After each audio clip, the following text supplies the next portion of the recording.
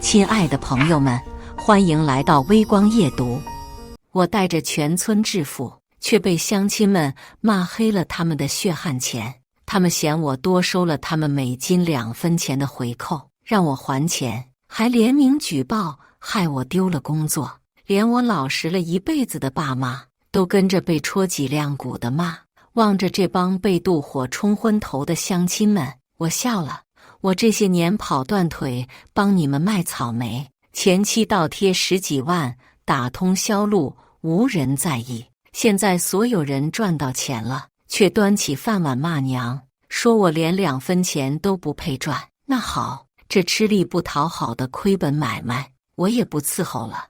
你们就等着这些草莓全烂在棚里吧。接下来开始我们本期故事。记得点击订阅并开启小铃铛。11长假刚结束，我就忙得脚不沾地，每天天不亮就起床，联系客商谈收购价，给全村的草莓找销路。作为村里唯一的草莓商人，我们村所有的草莓都是我帮忙卖的，而且我给他们拿的价也实在，1斤就拿2分钱的差价。每次给乡亲们借款也都是现钱。不过草莓这东西金贵，一碰就烂，还保质期短，所以并不好卖。每年草莓大量上市的时候，我都得跟打仗似的到处奔波。这天一早，我还在床上躺着，我爸的电话就急匆匆打了进来，手信，赶紧回来一趟，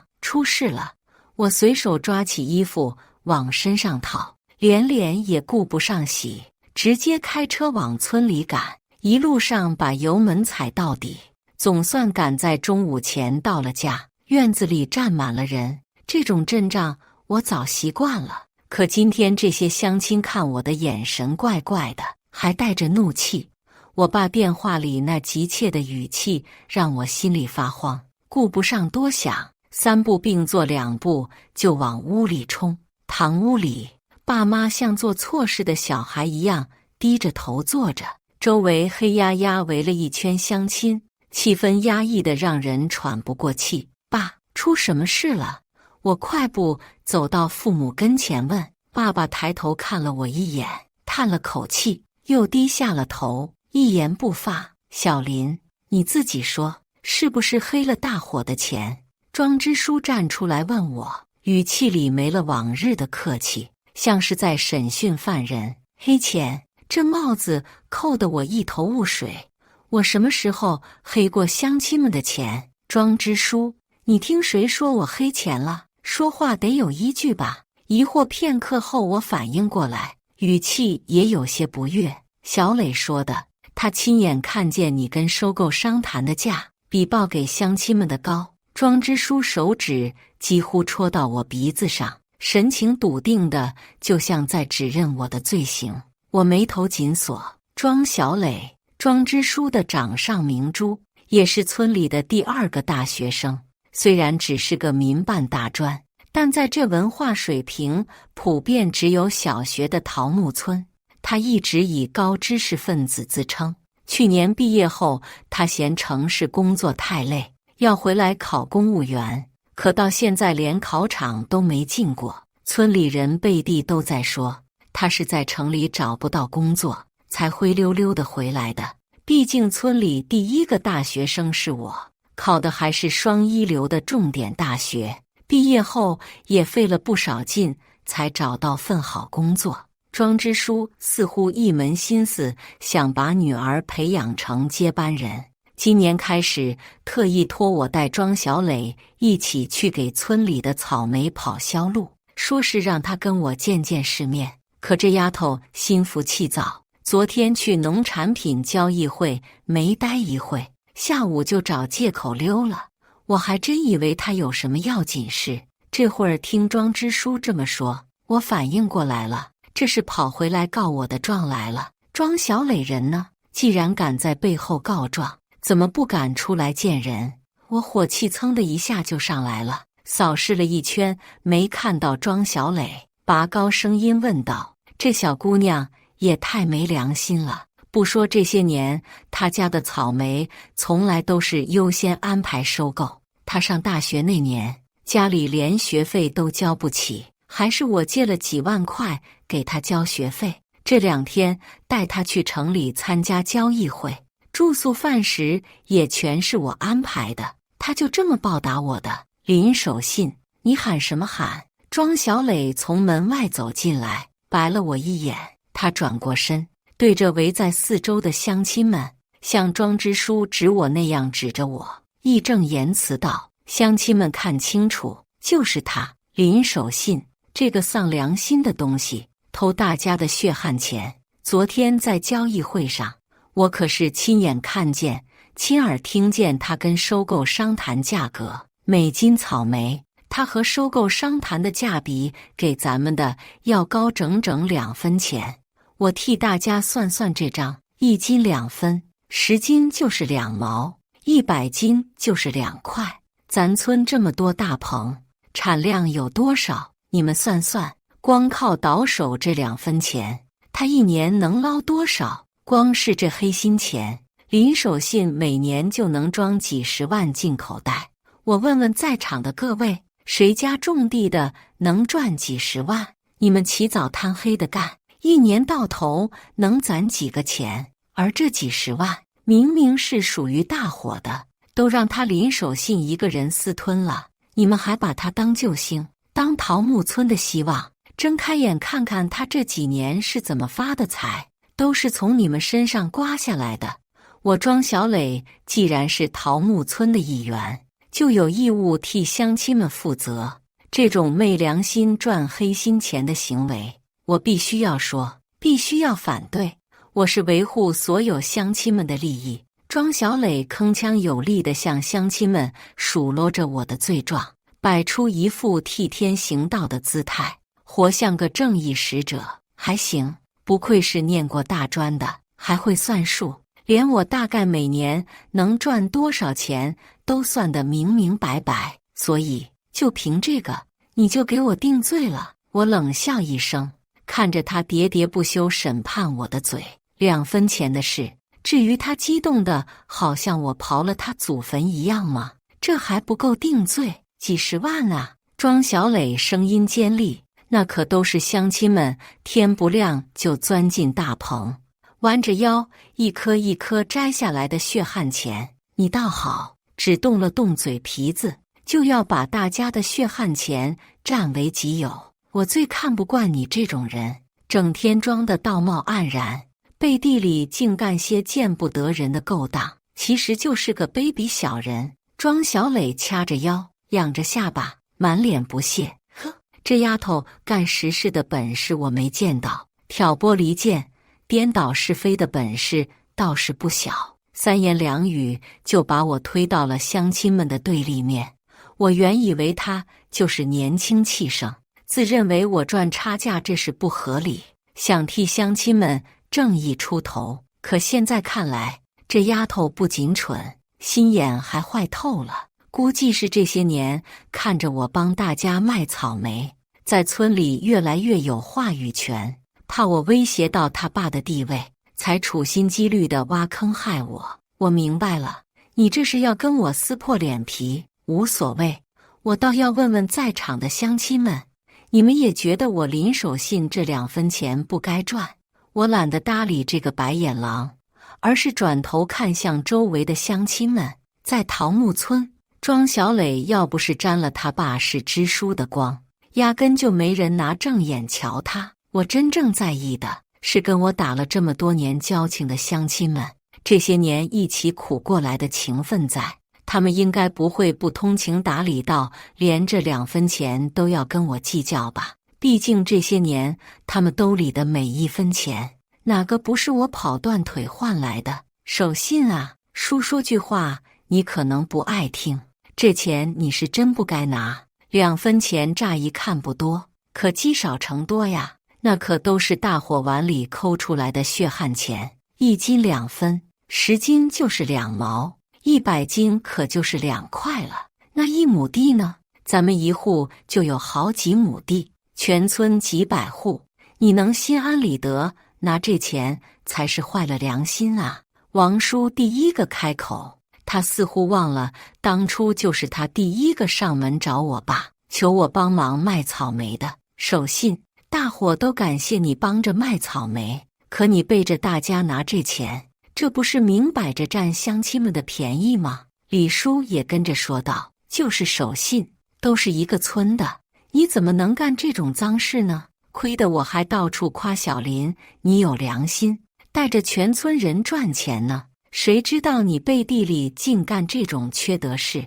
要不是庄家闺女提醒，咱们还被他蒙在鼓里呢。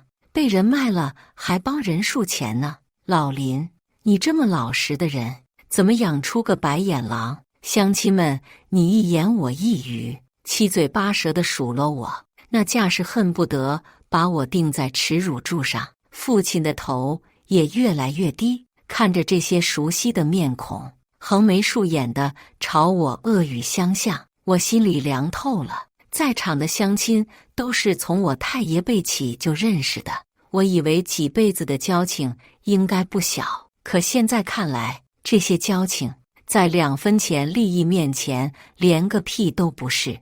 我居然还天真的以为这些人多少讲些良心，还不至于因为庄小磊几句愚蠢的教唆，因为这2分钱跟我翻脸。我是从中赚了2分钱，可这草莓是谁卖出去的？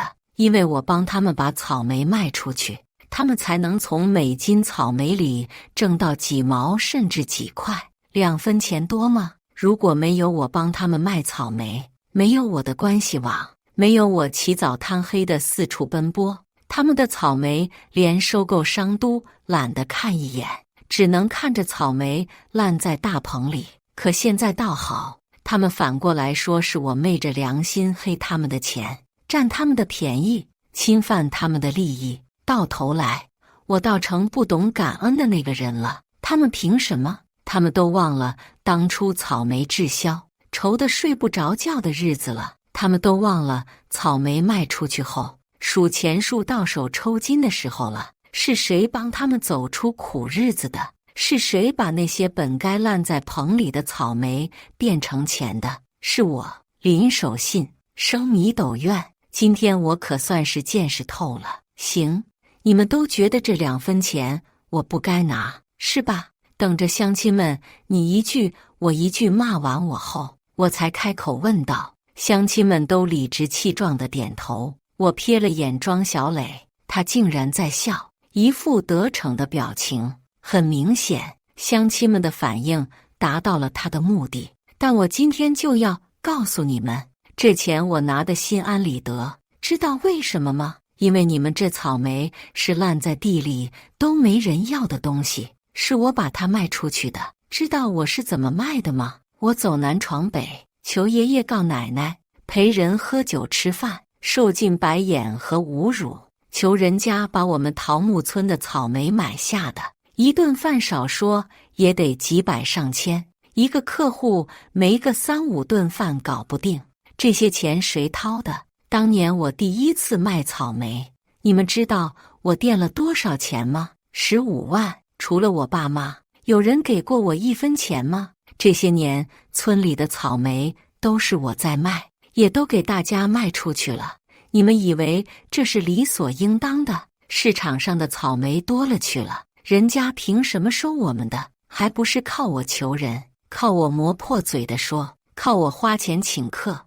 我家的大棚产量好，品质好，根本不愁卖。我用得着受这气？我图啥？图你们这些假模假式的客气话。我没良心，我倒要问问你们的良心都被狗吃了。你们自个儿扪心自问，没我林守信，你们的草莓能卖得出去吗？这2分钱我不该拿吗？我看着满院的乡亲，大声问道。那年我刚开始帮村里卖草莓，整整忙活了1个半月才卖出去。后来我算了笔账，差点没背过气去。乡亲们个个赚得盆满钵满，我非但没赚到1分钱，还倒贴了10几万。谈生意哪有那么容易？人家凭什么要你的货？不是说你想卖，人家就会买。也不是动动嘴就能解决的事。我请了个长假，开着车全国各地到处跑，和全国的大小经销商打交道。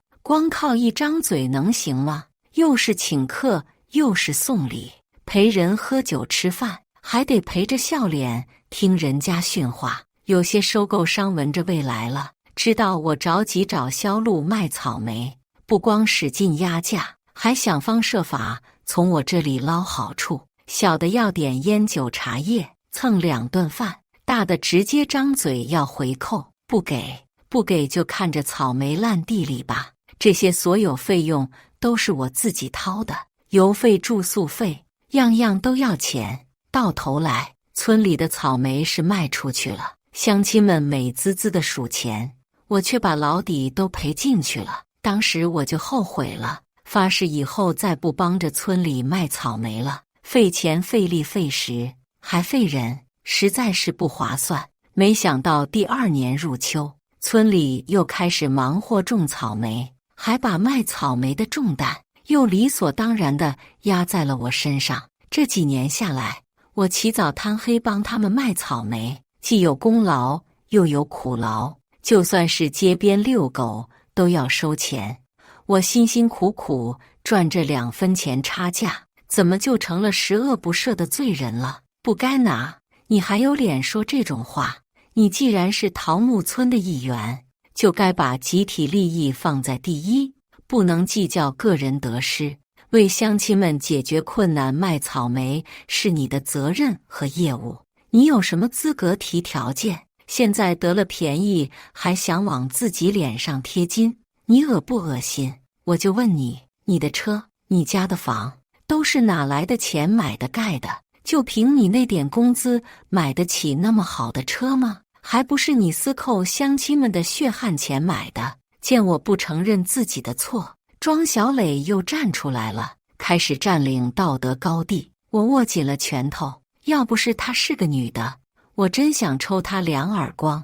这种白眼狼，张口就来道德绑架，我他妈又不是菩萨转世，凭什么要我白给你们当牛做马？是啊，守信，你这做事也太不地道了。要是草莓卖不出去，那是命，我们认了。但现在卖出去了，一笔就是一笔，你凭什么要从中间扣钱？拿着大伙的血汗钱买车买房享受，老祖宗的脸都让你丢完了。亏你还是个大学生呢，竟干些见不得人的缺德事。庄支书紧接着开口替女儿说话，其他乡亲们见状也纷纷开始跟着指责我。都别说了，一直低头不语的我爸猛地一拍桌子站起来，屋子顿时安静下来。守信赚你们的钱是不对，1斤2分是吧？这钱我替他退。这些年凡是从守信手里卖过草莓的，把账本拿来，该多少就是多少，我老林1分不会少你们的，就是砸锅卖铁也给你们退。我爸抹了把脸，对着乡亲们说道：爸，这钱咱凭什么要退？是咱们该得的。守信，你别拦着我。咱林家虽然没啥大本事，但做人要硬气，堂堂正正。既然乡亲们觉得咱占了便宜，那这钱咱就还回去，砸锅卖铁都还，用不着让人戳脊梁骨。我爸推开我，声音不容置疑。这一刻，爸爸弯了一上午的腰终于直了起来，而且比以往的任何时候都直。行，我回头就去把车卖了，咱们把这钱退了。既然这样，我也把话放这了。从今往后，桃木村的草莓，我林守信再也不会去卖一颗，谁有本事谁卖去。我一字一顿地说完，冷眼扫过在场的所有人。此话一出，乡亲们脸上浮现出慌张的表情。2分钱是不愿意给我，可这草莓他们还指望着我去卖。我卖？庄小磊又站了出来，还真以为你是什么能人？离了你林守信，大家还能饿死不成？各位乡亲们放100个心，他林守信能把草莓卖出去，我庄小磊一样能做到。从今以后，咱们村的草莓我包了，保证一颗不剩全卖出去。而且我绝不会像某些人一样，昧着良心占大家的便宜。他不屑地冲我撇撇嘴，拍着胸脯跟乡亲们保证：支书闺女读过大学，有真本事，肯定比丧良心的人靠谱。还是支书闺女有良心，凭这话，我就支持庄支书。乡亲们见风使舵的本事一流，转眼间就把马屁拍到了庄小磊身上。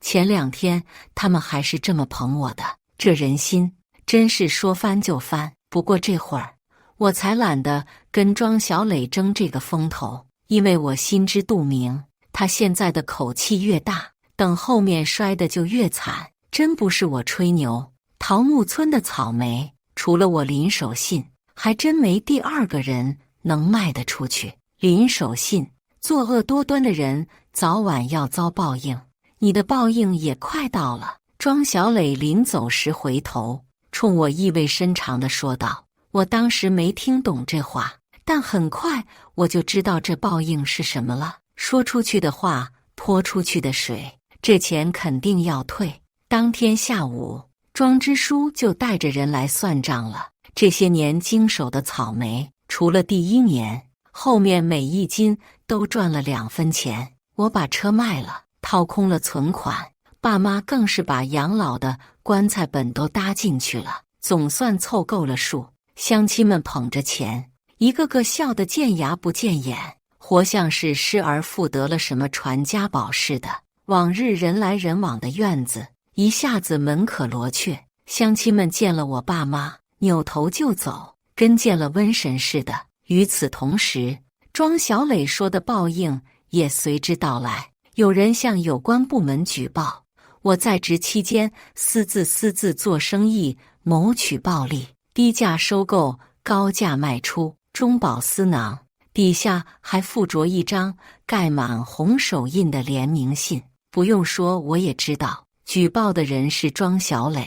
至于那些手印，还不是桃木村这帮忘恩负义的乡亲。说起这卖草莓的事，单位领导都知道，一直是睁只眼闭只眼。毕竟是帮乡亲做事，赚那2分钱，顶多就算个辛苦钱。这下被捅到上面去了，领导就是想保我也没辙，只能按规矩办事。我如实交代了情况，态度还算诚恳，再加上钱也退了，最后给了个警告处分。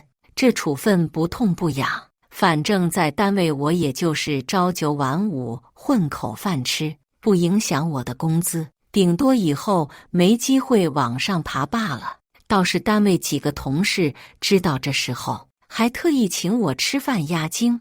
但是我做了一个令人惊讶的决定，我辞职了。虽说这段时间我很倒霉，先是赔了钱，又被举报挨了处分，但这一切反倒让我看清了自己要的是什么。与其在单位当一辈子农业技术员，朝9晚5，养家糊口是够了，可我才30岁，为什么不干出一番事业来呢？连日的阴雨把家里的大棚都打塌了几个，存折上的数字也跟着归零。作为男人，我要撑起这个家；作为儿子，我有责任让爸妈安享晚年。说起来真是讽刺，小时候我最讨厌草莓，拼了命的想要逃离，可兜兜转转，在我步入社会后，又阴差阳错的和草莓打起了交道。如今我给自己定的计划依旧是草莓。我大学在农大4年，不是白念的，这些知识用在草莓上，或许能开出一条新路子。老一辈种了一辈子草莓，我要是能把这买卖做大，也算子承父业了。做好一切计划，知道自己要做什么，要怎么做。我和爸妈促膝长谈后，他们也很支持我。可就在我们一家闷头准备的时候，全村人都在围着庄小磊转，一个个眼巴巴地望着他。秋收在即，大棚里的草莓眼看就要熟了，乡亲们天天盼着庄小磊兑现承诺，把他们的草莓卖出去。可惜他们做了2件蠢事，一个是寒了我的心，一个是信了庄小磊的邪。这位知书千金虽然坏心眼不少，但实在是蠢得可以，自以为是，加上目中无人，就是个十足的草包。跟着我去了趟农产品展销会，看我谈成了2笔生意，就以为自己也能手到擒来。他爹是知书不假，在桃木村呼风唤雨，可出了这个村，谁认得他姓庄还是姓张？这些年的人脉关系，那都是我一点一点攒出来的。那些老客户认的是我林守信这张脸，而不是桃木村的草莓。草莓哪都有的是，可林守信只有一个。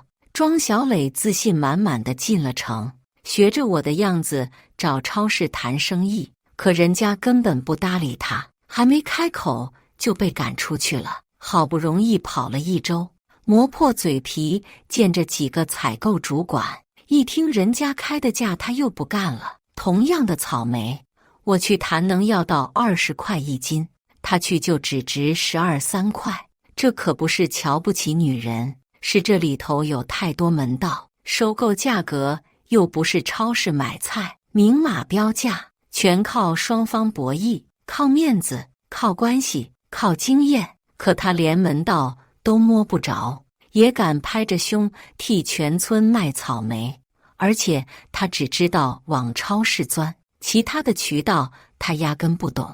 折腾了大半个月，就谈成了200斤的订单。200斤，只是一个大棚烂掉的损耗都不止这些。慢慢的，乡亲们坐不住了，他们开始庄小磊是不是真的能把草莓卖掉了？话说的再漂亮，也没有拿到手的钱实在。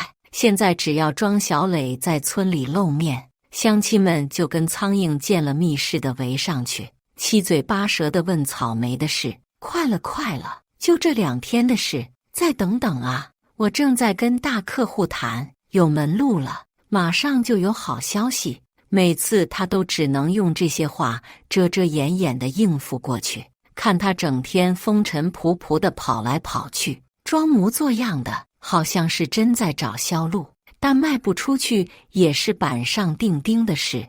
至于是为了面子在硬撑，还是真心实意想为乡亲们做点事，就不得而知了。这天我刚要出门，迎面撞上了庄小磊。守信哥。庄小磊冲我灿烂一笑，热情地跟我打招呼，跟前几天判我死刑的是2个人似的。打住！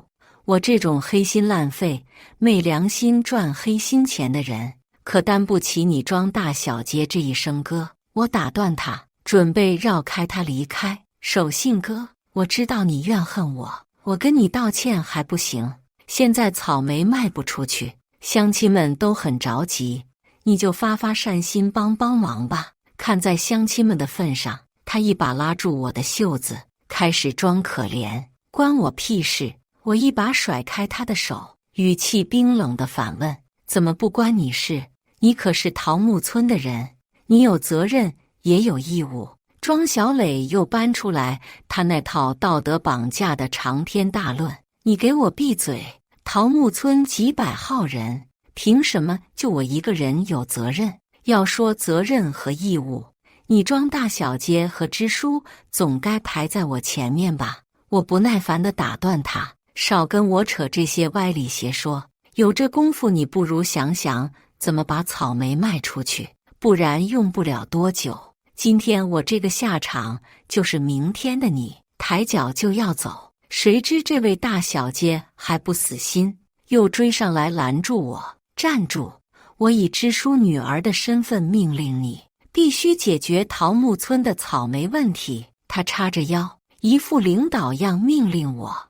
我没忍住笑出了声。庄小磊，你好歹也是个大学生，就这脑子是怎么念出来的？让门给挤了，还是被驴踢了？支书女儿，你爸是村支书，又不是县长，谁给你的权利命令我，限制我人身自由的？再说了，我户口都不在村里，严格说来，连桃木村的人都不算。还轮不到你庄小磊在我面前指手画脚耍威风，你算什么东西？就这智商，难怪忙活了半个月才卖出去200斤草莓。庄小磊气得直跺脚，脸都憋红了，半天蹦不出一个字来。这样吧，我给你出个主意，你不是挺有本事的吗？干脆你跟你爸把全村的草莓都收了，不就完事了？既帮了大家，又兑现承诺，天大的好事啊！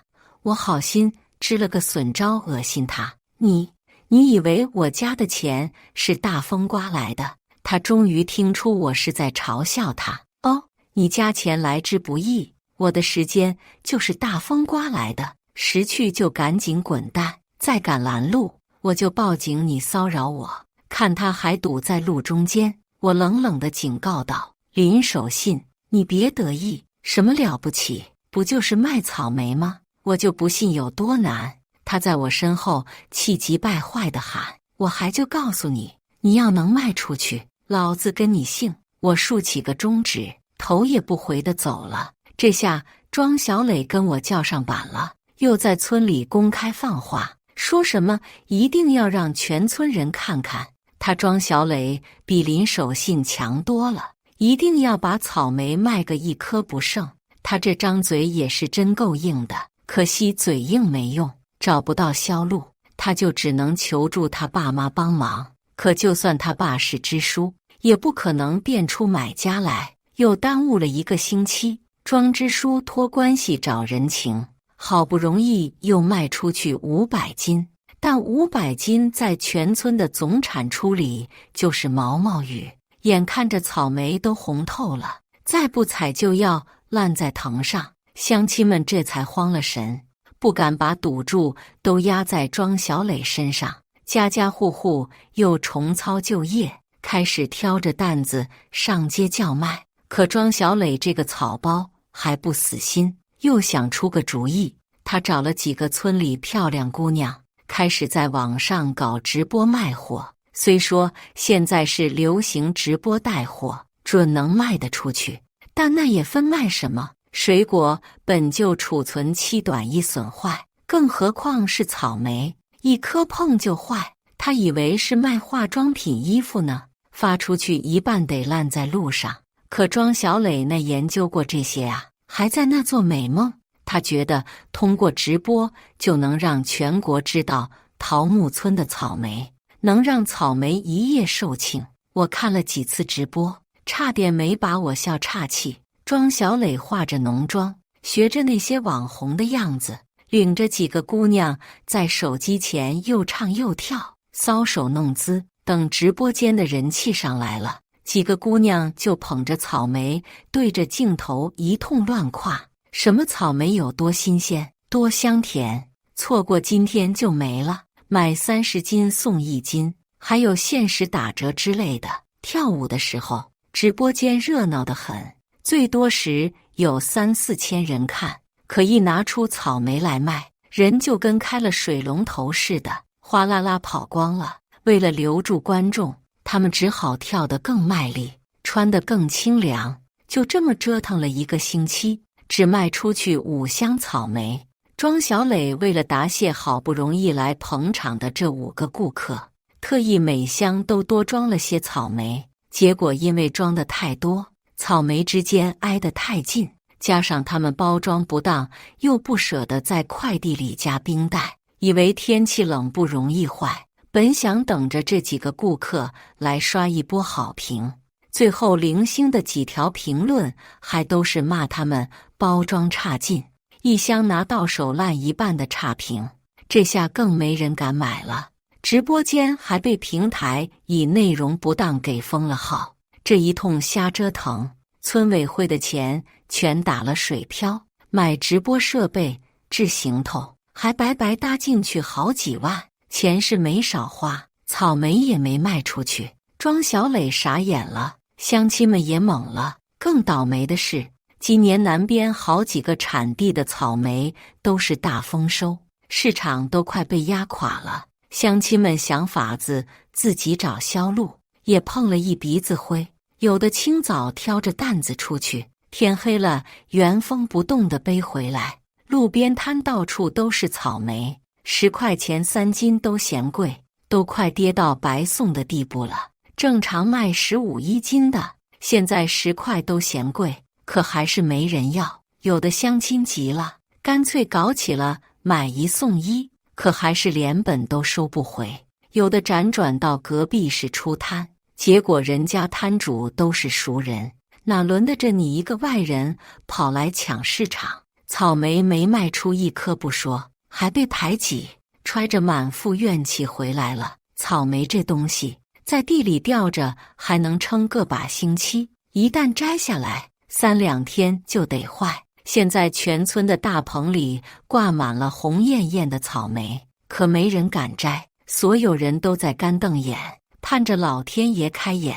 乡亲们成天围着庄小磊打转，一个个急得直跳脚，逼他想办法。毕竟当初是他拍着胸脯打包票，说保证让大家的草莓1颗不剩的卖出去。可现在呢，全村人就等着他的好消息，再拖半个月，草莓就得烂在藤上。乡亲们忙活1年，相当于白干。这回庄小磊再能装也装不下去了，就他肚子里这点东西，再怎么装也是到头了，只好低头认栽，承认自己确实卖不出去。他还想安抚乡亲，说明年一定提前谋划，保证把事情办妥。这话把乡亲们气得够呛。明年的事明年再说，现在眼看着大家伙1年的血汗钱就要打水漂了。这些年靠着草莓，大家总算过上了好日子，就因为信了他这个知书千金的一面之词，把全村的希望都压在他身上，结果到头来就是个空头支票。这不是耍着全村人玩吗？早就看出来了，就一个什么都不懂的黄毛丫头，能成什么事？庄家父女俩，一个德性好大喜功，净给村里找事。庄小磊，我看改名叫庄败事算了，竟会坏事的玩意。乡亲们七嘴八舌地骂开了，句句都戳在庄家妇女的心窝上。这庄小磊才得意了几天，想踩我一脚没踩成，反倒把自己摔了个狗啃泥。乡亲们就这德性，谁能让他们赚钱就跟谁亲得很，喊爹叫娘的，赚不到钱就翻脸不认人，能把你祖宗18代都拉出来骂一遍。这种事我可太清楚了。庄小磊在村里待不下去了，出门就有人指指点点，背后戳脊梁骨，更有乡亲当面骂他。这大小街哪受得了这种窝囊气？熬了没2天，就找了个借口说要去城里找工作，溜得比兔子还快。这位支书小姐本事没多大，却能把全村人的希望都吊起来。现在好了，人跑了，这烂摊子谁来收拾？乡亲们再生气也只能认命，还是不死心，想再出去叫卖，能捞回一点是一点。天公可惜不作美，庄小磊前脚刚走，后脚气象台就发了暴雨预警。这场暴雨要来势汹汹，气象台说是50年一遇的强降水。草莓最怕积水，被雨水浇上1天，加上气温骤降，连藤带果全得烂。天要下雨，娘要嫁人，桃木村这下是真要完。庄家那位大小姐一溜烟跑了，乡亲们这才想起我这个丧良心来了。我家门口冷清了1个月，今儿个又挤满了人。守信啊，你可要救救大家，这雨一下，今年就全完了。你赶紧帮着联系联系，哪怕便宜点也行，总比烂在地里强啊。这草莓可都是进口种子，化肥农药都喷了好几遍，要是卖不出去，婶子今年就得喝西北风。一群乡亲围着我，求我帮他们把草莓卖出去。这会儿知道来求我了。当初用尽恶毒字眼骂我跟我爸妈的时候，怎么没想到今天呢？我低头看着新大棚的设计图，连眼皮都懒得抬。守信，你一个男人不能这么小心眼，都是乡里乡亲的，说你几句怎么了？你还真记恨上我们了。过去的都过去了，当务之急是把乡亲们的草莓卖出去。在场的都是你的长辈，你表个态。见我不说话，庄支书掐灭了烟头，故作长者状的教训我，卖不出。我头也不抬，冷冷地说：守信，你看这是弄的。王叔也是被庄小磊那丫头骗了，都怪他在那挑拨离间。叔一直都记着你帮我们买草莓的恩情，念着你的好呢。算叔求你，你就别跟我们计较了。这回你要多少提成都行，叔一点意见都没有。2分钱嫌少，3分4分也成，你开个价。王叔一把鼻涕一把泪地冲我鞠躬，也顾不上庄支书在旁边，直接说起了庄小磊的坏话。当初他家的草莓就是第一个找我帮忙卖的，可庄小磊找茬的时候，他也是第一个跳出来骂我的。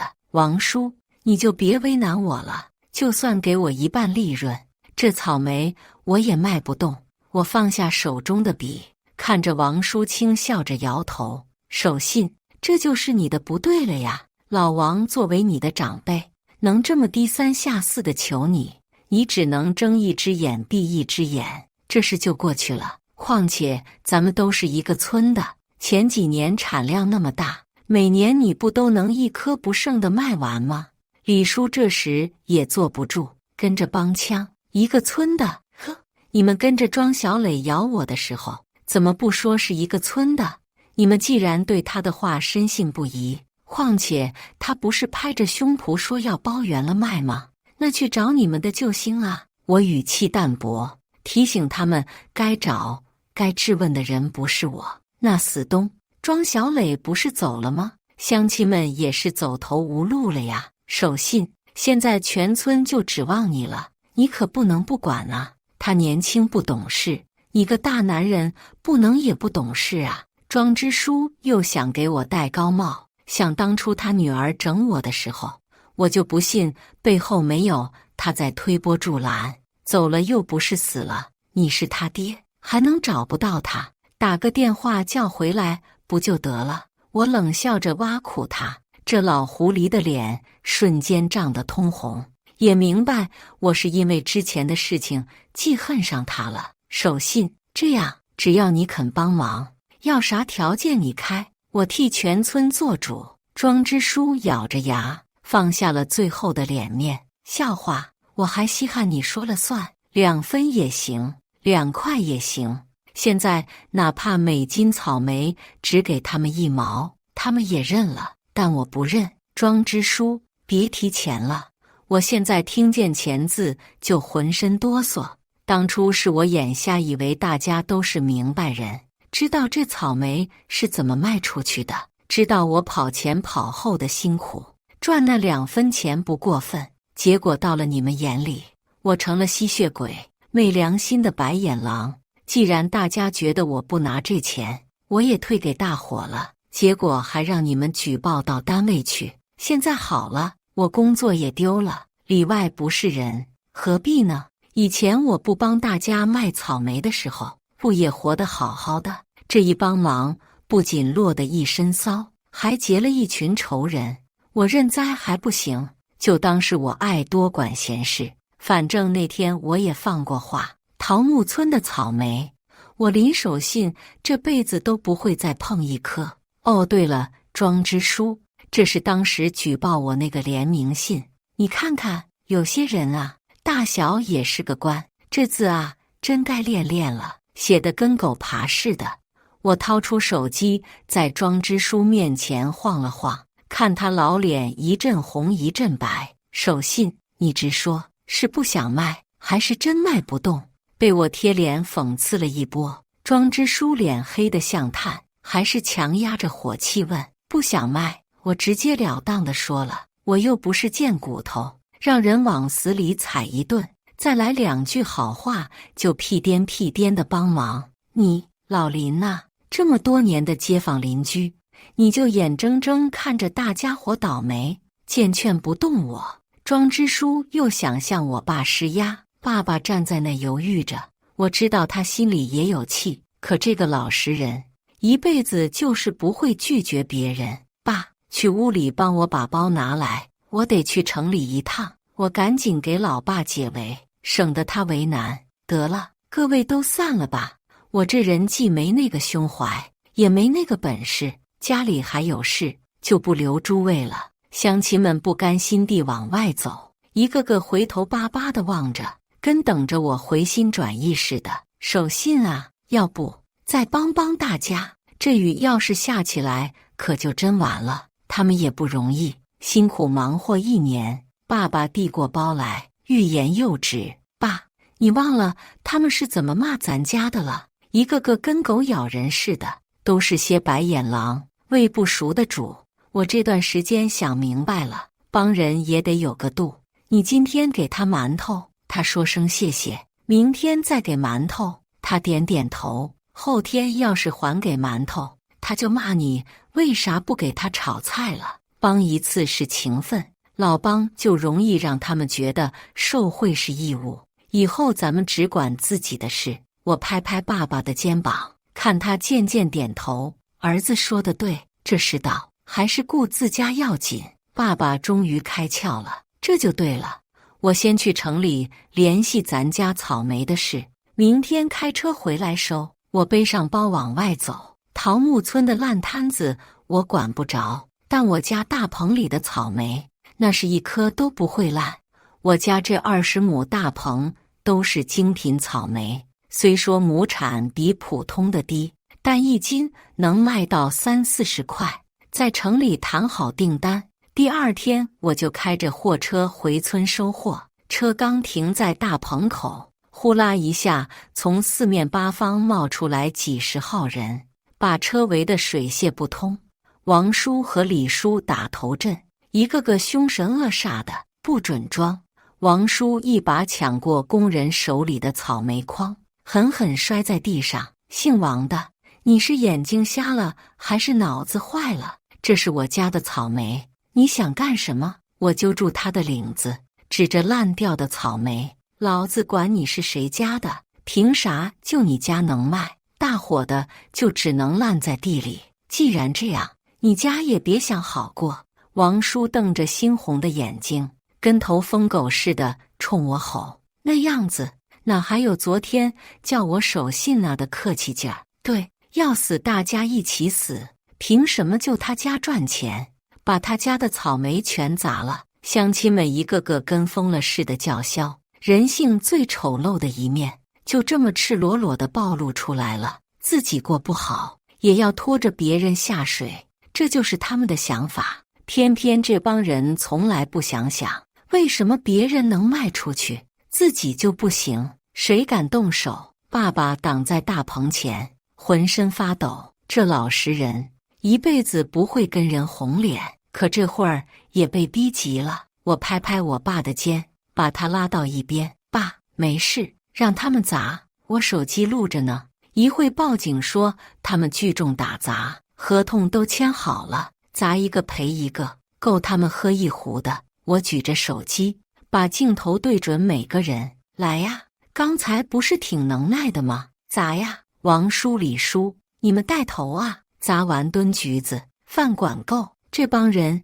你看看我，我看看你，刚才的气焰全没了，一个个怂得跟鹌鹑似的，眼红归眼红，可真要坐牢赔钱，谁也不愿当这出头鸟。僵持片刻，人群散了。等等，我一嗓子把想溜的王叔喊住了。草莓砸了就想跑，1斤38，这得赔我200。今儿要是不赔，咱就去派出所聊聊。换在以前，乡里乡亲的砸个把水果也就算了，可今天不行。我爸被这群畜生气得发抖，我非得让他们付出代价，不然以后他们还会找法子来我家撒野。王叔红着脸，手抖着把钱塞到我手里，跟缩头乌龟似的，赔完就溜。呸！欺软怕硬的东西！我冲着他的背影啐了一口。老家伙一个趔趄，差点栽进路边的水沟。我这边刚把草莓送到收购点，天就变了脸，一场暴雨说来就来，连着下了5天，雨水渗进大棚，浸透了草莓架。除了我家提前收了的，整个桃木村的草莓全都烂在了棚里。看着那些蔫头耷脑的乡亲，我心里说不出是什么滋味。不过这也许就是现世报。前几天骂我黑心的时候多嚣张啊，这会儿蔫了吧？人家求你时把你当活菩萨供着，用完了就把你当孙子踩，这就是他们的嘴脸。等雨过天晴，我就琢磨着要大干一场。桃木村这些年有我跑外务，让这些乡亲赚钱赚得太容易，把人都养废了，就知道种地等收成，剩下的事情全推给别人。这么好的土地就出这么点产值，真是暴殄天物。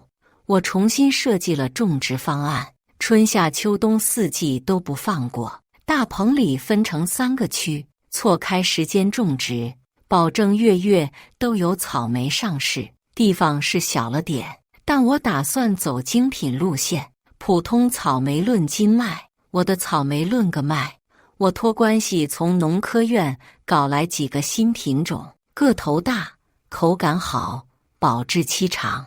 每个季节种不同品种，冬天的草莓最金贵，能卖到30-41斤，产量提上去了，品相还更好了。这1年下来，利润顶得上从前10年。靠着草莓，我家在村里第一个盖起了小洋楼，村里人眼红得很，背后不知道骂了多少闲话，甚至有人大半夜溜进大棚，有偷种的，给草莓打农药的，甚至往地里倒百草枯的。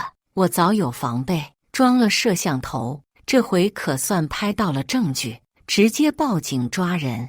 村里这帮人就这德行，看你穷时骂你没出息，见你发达了又眼红得要死，暗地里使坏。这些人你能指望他们有什么良心？这次要是不狠狠教训，下次指不定整出什么幺蛾子。我找了个厉害律师打官司，几个作恶的都进去蹲了半个月，赔了我10几万。庄支书跑到我家来求情，又拿那套乡里乡亲的话来说教我直接把门摔他脸上。这一闹，那些家伙算是消停了，再没人敢来我家撒野。自此，桃木村分成了2派，我家这边独来独往，倒落的清静。倒是有几家看我赚钱，眼热的不行，也想学我种反季节草莓，可这东西哪是那么好种的？光有大棚没技术，种出来也是糟践，没几个月就都偃旗息鼓了。我这边生意却是越做越大，供不应求，干脆把隔壁村的地都包了下来，大规模种植。桃木村的地，我是一分都不想要了。现在整个区里的大型超市，冬春2季的草莓都是从我这进货，而桃木村呢，还在种着那些烂大街的普通货，年年愁卖不出去，见到白送都没人要。几年下来，那些人都快被击垮了，村里的大棚一个个荒废了，就剩我这边红红火火，草莓香飘10里地，生意做大了，钱也有了，日子自然水涨船高。老屋拆了重建，盖起3层小楼，还带个花园，周围种了些水果树，假山流水，活像个农家乐。因为草莓品种的事，我经常去农科院取经，认识了个叫张苗苗的技术员。这姑娘不光模样俊，还特别有干劲，最重要的是她懂我想在草莓这条路上闯出名堂的心思。处了2年对象，我们打算结婚，这事还闹出个笑话。我带苗苗回村见爸妈，刚进院子就看见庄支书坐在堂屋里喋喋不休，看到我身后的苗苗，他一下子噎住了，愣了好一会才张嘴。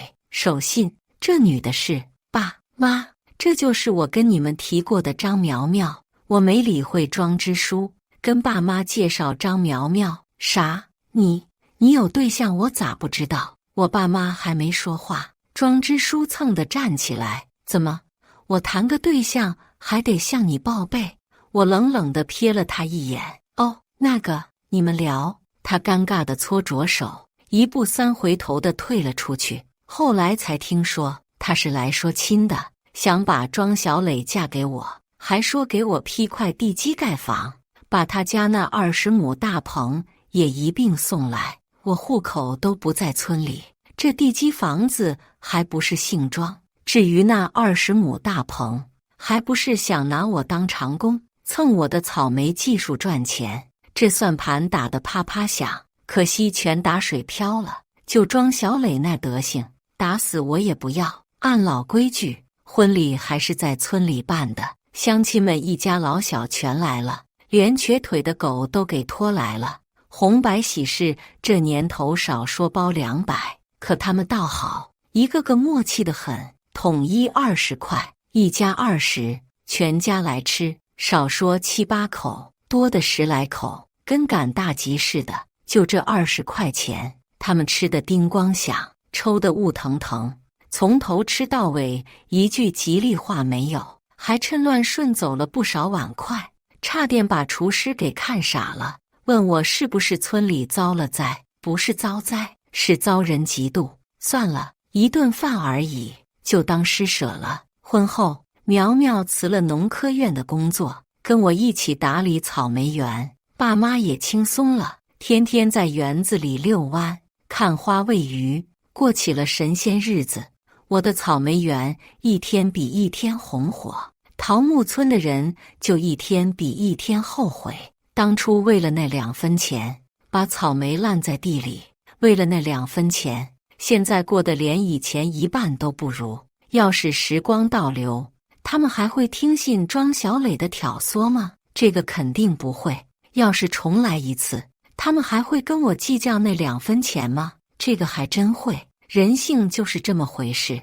我的名声越传越远，人人都叫我一声林老板，说我是草莓大王，名利双收了。可我和苗苗从没放松过，吃亏上当这些年，明白了一个道理：不进则退。人家追着跑的时候，咱更得加把劲。靠着草莓赚了几千万，够几辈子花的了。可我和媳妇还是整天在大棚里转悠，干着干着，这无趣的物件也变成了乐趣。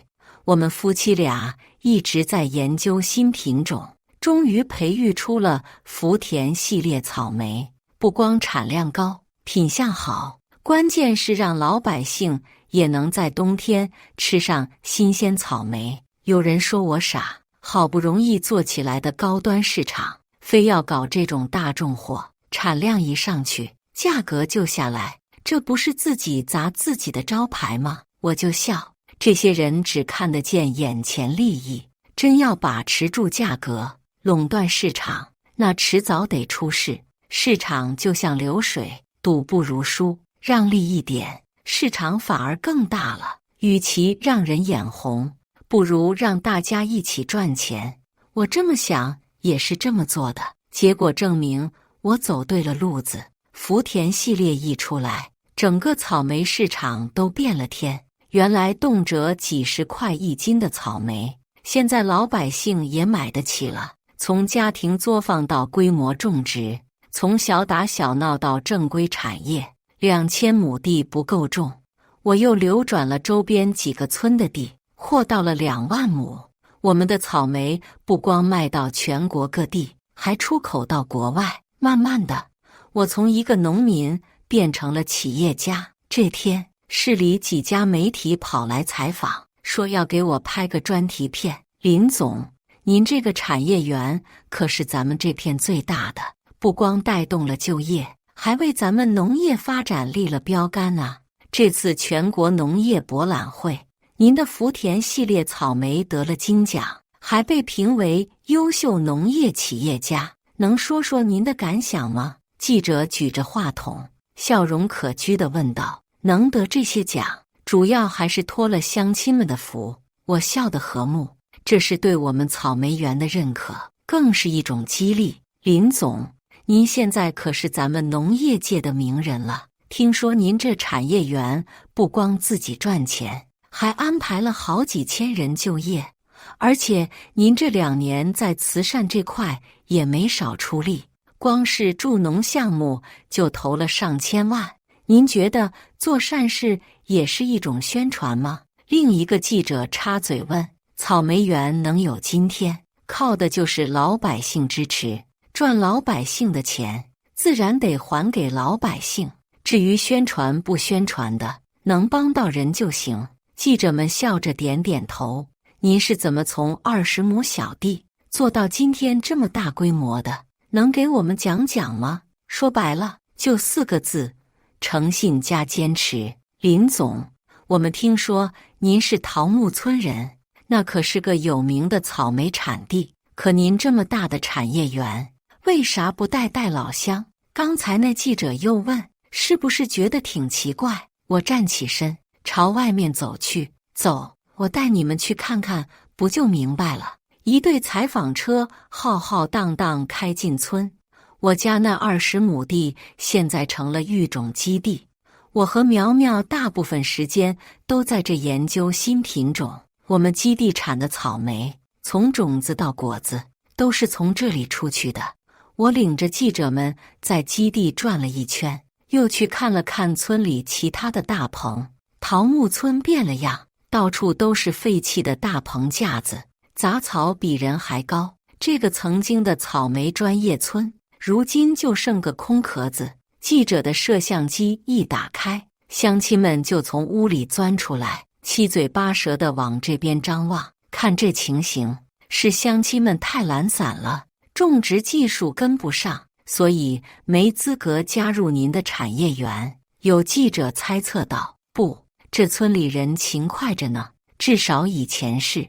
我是土生土长的桃木村人，从小在这长大，也想带着乡亲们一起发展，可为什么没做成呢？这里头还有个故事。我看着满地荒草，讲起了那段往事。记者们听完这段过往，一个个都沉默了。我的故事戳中了他们心里最柔软的地方。等等，一个熟悉的声音突然从后面传来。庄支书不知道什么时候跟了上来，气喘吁吁地挤到镜头前。几位记者同志，让我说2句。他掏出一盒草莓，献宝似的递过去。这是我们村今年的新品草莓。其中一个记者推了推眼镜，打量着这个不速之客。请问您是？我是桃木村支书，姓庄。庄支书把腰板挺得笔直，整了整衣领，还不忘往镜头前凑了凑。哦，原来是庄支书。女记者意味深长地瞥了他一眼。是这样，我们村的草莓个头大，品相好，不比他家的差，还比他家的更健康无公害。庄支书搓着手，笑得谄媚。要不也给我们做个宣传？宣传费好商量。宣传费？记者冷笑一声，就像当年那2分钱一样，转头又得退回去。庄支书的笑容瞬间僵在脸上。庄支书，您知道现在农产品经纪人的行情吗？一个中年记者接过话头，保底提成都是20%起步，还不包括路费住宿。您说那2分钱，连人家邮费都不够。林总当年为了卖草莓，差点把老本都赔进去。可您倒好，不仅逼人家退钱，还要断人家后路。现在整个村都荒废了，您觉得是为什么？记者们你一言我一语，每句话都像刀子似的戳在庄支书心口上。他脸色青一阵白一阵，在镜头前实在挂不住。行了，麻烦您让道，我们还要拍摄林总的基地。看着庄支书灰溜溜地走远，我心里感慨万千。这些年我早就放下了，可记者们的话还是让我心头一暖。看来这世界上明白人还是多的。番外，那场采访播出后，桃木村可算是出了名，可惜是臭名远扬，被人骂得狗血淋头。这天一大早，我和苗苗就在试验大棚里忙活，眼看着我们培育的新品种福星1号就要成熟了。这品种可是我们的心血，皮薄肉嫩不说，连草莓的香气都比普通品种浓郁3分。为了亲眼看着第一批果子成熟，这几天我和苗苗干脆在大棚边上的休息室里凑合。大棚里温度、水分都调到最佳，就等着见证奇迹的时刻。正在查看果子的状态，外头突然传来一阵嘈杂。我掀开棚帘一看，不由愣住了。庄支书领着一大帮乡亲，浩浩荡荡地朝这边走来。跟在后面的乡亲脸上都挂着不自然的表情。守信，我们是来道歉的。没等我开口，庄支书就直挺挺地给我鞠了一躬，后面的乡亲也跟着弯下了腰。这阵势把我整懵了，就连站在我身边的苗苗也惊讶地张大了嘴。守信，这是当初逼你退的钱。王叔从人群里走出来，递过来一张银行卡。这些天我们想明白了，是我们不对，我们瞎了眼才会听信挑拨。李叔也红着脸开口，你没有对不起桃木村，是我们伤了你的心，这钱你该得，我们不该跟你计较。你看在大家认错的份上，收下吧。我没接，而是上下打量着这些乡亲，他们的表情倒是真诚，可我总觉得这事没这么简单。守信，你别多想，我们就是过意不去，想还你个公道。庄支书见我不说话，赶紧解释，你好好发展事业，我们绝不会再来打扰。说完，他们一群人又乌泱泱地离开了。看着他们离开的背影，苗苗拽了拽我的袖子，他们怎么突然想通了？我笑笑没说话，希望他们是真的明白吧。桃木村的人再没来找过我，我也乐得清静。不过这些年我总算想明白了，不是你有多大本事，而是得有颗善良的心。可善良归善良，也得有个限度，经不起算计的善良，那就是愚善。有时候处事圆滑不如做人有棱有角，至少你不会再被人当成傻子。感谢大家的观看，本期故事精彩吗？欢迎大家在下方评论区吐槽。如果你喜欢这类故事，记得点击订阅微光夜读，并分享给更多的人，这会对我帮助很大。再次感谢大家的观看。